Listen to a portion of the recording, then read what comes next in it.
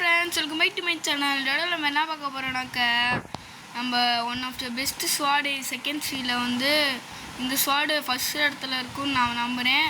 இல்லை கொக்கோவா இதுன்னு தெரில, ஆனால் இந்த ஸ்வாடு சூப்பரானது. இதை எப்படி எடுக்கணும்னு காமிக்கிறேன் பாருங்கள். நீங்கள் இதுக்கு 700 லெவல் இருந்தாலும் ஓகே தான். ஆனாக்கா இவனை 700 லெவல்னால் கொஞ்சம் கில் பண்ணுறது கொஞ்சம் டஃப்பாக தான் இருக்கும். இவன் 1400 லெவலு.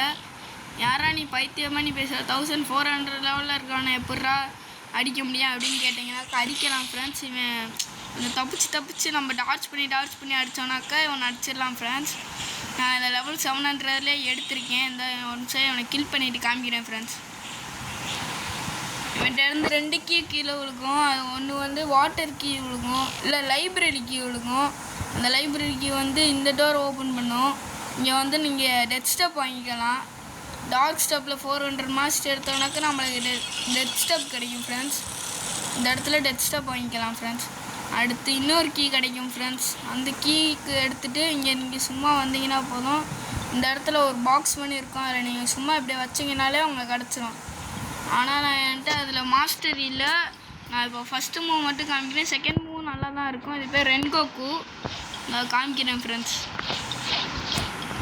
இங்கே பாருங்கள் ஃப்ரெண்ட்ஸ், ஃபஸ்ட்டு மூவ் இது தான். பிவிபி பிளேயராக இருந்தீங்கன்னா இது உங்களுக்கு ரொம்ப யூஸ்ஃபுல்லாக இருக்கும். அடுத்து என்ன ஐட்டம் எடுக்கணும் ஏதாச்சும் வேணும்னா கேளுங்க ஃப்ரெண்ட்ஸ். நம்ம அடுத்து வீடியோ போடுவோம். Tata bye bye, see you later.